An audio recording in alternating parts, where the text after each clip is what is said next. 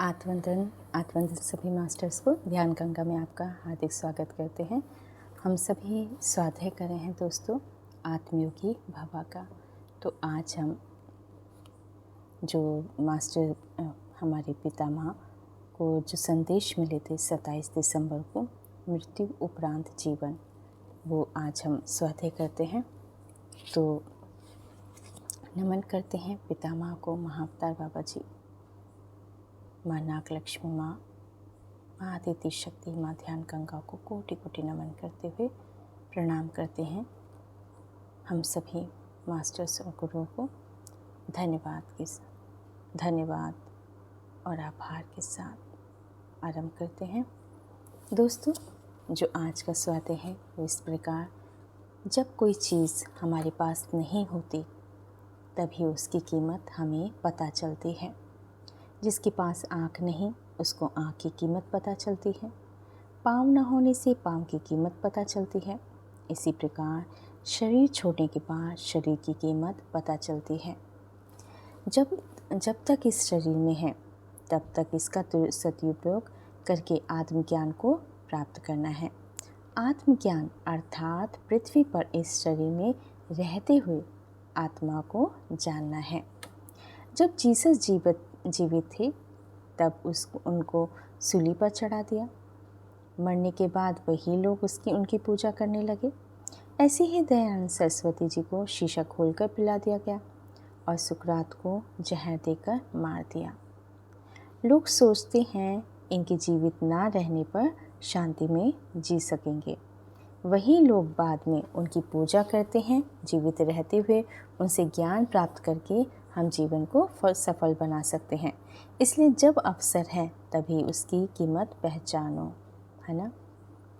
उसी समय हमें पहचानना होगा। इसमें पितामह हमें यही कह रहे हैं। आध्यात्मिकता यानी उस सत्य को जानना जो चर्म चक्षु से नहीं दिखाई देता। जितना हम इस सत्य को जान लेंगे उतना ही हम इस शरीर और इस अवसर का सदुपयोग कर सकते हैं।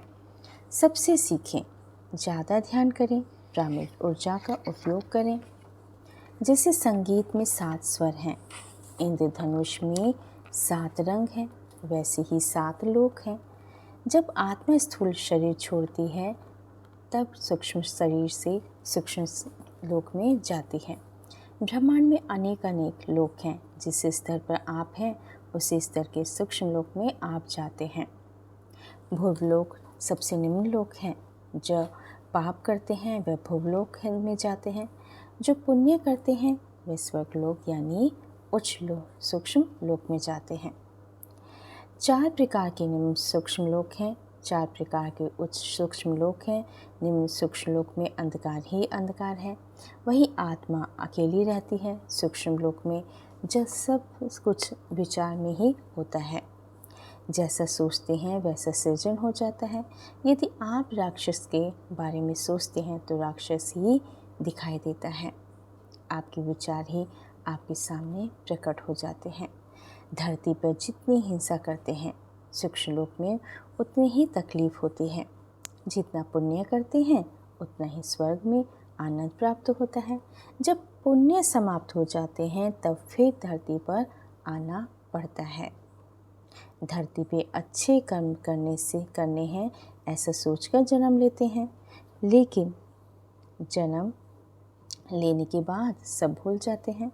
इसलिए आना जाना चलता रहता है। पाप पुण्य संतुलित होने के बाद आत्मा कारण लोक में जाती है। कारण लोक में अंश आत्मा होती है और पुण्य आत्मा सत्यलोक में होती है। जीसस, आप इसमें उदाहरण बता रहे हैं कि जीसस, महावीर, बुद्धा, लाखों ऐसी महान आत्माएं हैं जो बीज से वृक्ष बन गए हैं, है ना। वह अपने बीज यानी अंश आत्मा को कारण लोक में भेजते हैं। कारण लोक से फिर आत्मा धरती पर आती है। जिस प्रकार उच्च विद्यालय में उत्तीर्ण होने के बाद अगली कक्षा में जाते हैं, उसी प्रकार कारण लोक में हम अपने मार्गदर्शन के साथ धरती पर आने का उद्देश्य क्या सीखना है, क्या अनुभव करना है, यह सब विचार विमर्श करके जन्म लेते हैं। अगर हमने धरती पर अपनी भूमिका सही नहीं निभाई तो उच्च लोक में जाकर हम मास्टर से एक मौका और मांगते हैं ताकि हम अपनी प्रतिभा को निखार सकें। योग कर्मेसु कुशलम। जब तक हमें अपने कार्य में कुशलता प्राप्त नहीं होती तब तक हम कारण लोक में जाकर फिर सीखकर भूलोक में वापस आते रहते हैं। जब तक ध्यान करके आत्मज्ञानी नहीं बनते, भूलोक सुरलोक कारण लोक में घूमती रहती हैं। मैं शरीर नहीं आत्मा हूँ, यह जानने तक आत्मा जन्म ही लेती रहती है। यह ज्ञान ही है सरस्वती है। जिस प्रकार सरस्वती नदी दिखाई नहीं देती, उसी प्रकार न दिखाई देने वाला सत्य यानी मृत्यु उपरांत जीवन क्या है, जानना ही आत्मज्ञान है। नचिकेता ने धर्मराज से पूछा, मरने के बाद आत्मा कहाँ जाती है? धर्मराज ने कहा, कुछ और प्रश्न पूछो। लेकिन नचिकेता ने कहा, मुझे यही ज्ञान चाहिए। जिस प्रकार जो व्यक्ति स्कूल में अच्छी तरह से पढ़ाई करता है वह अलग ढंग से जीवन जीता है और अनपढ़ व्यक्ति अलग ढंग से जीवन जीता है। भूलोक पर आकर यह ज्ञान लिया है कि मैं शरीर नहीं आत्मा हूँ, है ना। मैं शरीर नहीं आत्मा हूँ। तो आप आत्मज्ञानी बन जाते हैं और इस सत्य को जानकर आप अपने जीवन जीने से आप सत्यलोक में जाते हो। सत्यलोक में जाने के बाद फिर जो दोबारा जन्म लेने की ज़रूरत नहीं है दोस्तों। अगर ध्यान नहीं किया मगर अच्छे काम किए तो आत्मा महालोक में जाती है। जितना अच्छे काम भी नहीं किए तो वह भवलोक में जाता है। ध्यान कर रहे हैं लेकिन अभी तक सत्य को नहीं जाना, यानी अभी सत्य का फल नहीं मिला तो तपोलोक में जाते हैं। तो दोस्तों, सत्य तपस्या का फल है। मैं से है सृष्टि करता हूँ, यही सत्य है। जब तक हम अपने अनुभव से यह नहीं जान लेते कि मैं आत्मा हूँ तब तक हम सरस्वती पुत्र नहीं बन सकते।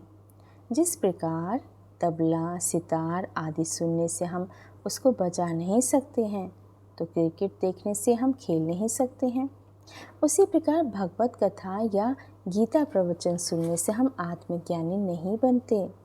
आत्मज्ञान का प्रथम चरण है सुनना, सुनने के बाद साधना करना और शास्त्र ज्ञान को अपने अनुभव से जानना है।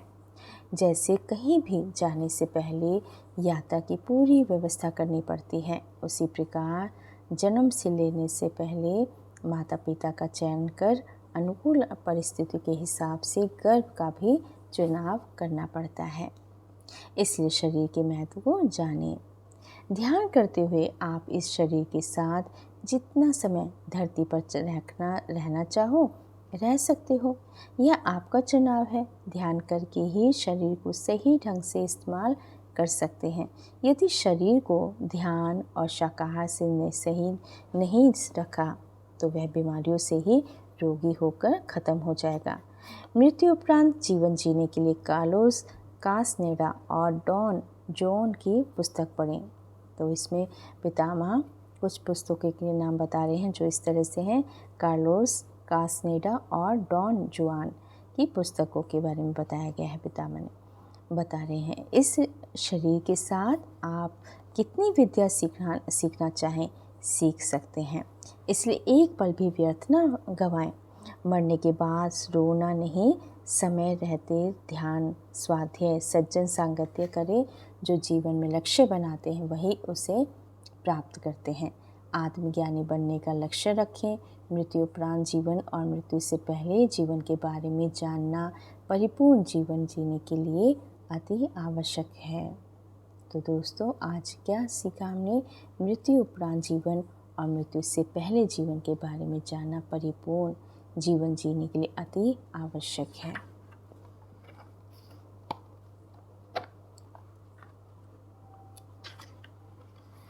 और आध्यात्मिकता यानी उस सत्य को जानना जो चर्म चक्षु से नहीं दिखाई देता। जितना हम इस सत्य को जान लेंगे उतना ही हम इस शरीर और इस अवसर का सदुपयोग कर सकते हैं। तो इस तरह से इस प्रकार आज का स्वाध्याय ये समाप्त होता है दोस्तों। धन्यवाद आप सभी को ध्यान गंगा से जुड़ने के लिए और आत्मयोगी भवा के जो संदेश हैं, जो हम सभी को बहुत सुंदर से तरीके से पितामह हमें बताया है कि किस तरह से 7 लोक के बारे में बता रहे हैं। तो धन्यवाद पितामह को और आप सभी को बहुत बहुत धन्यवाद। थैंक यू सो मच सभी मास्टर्स।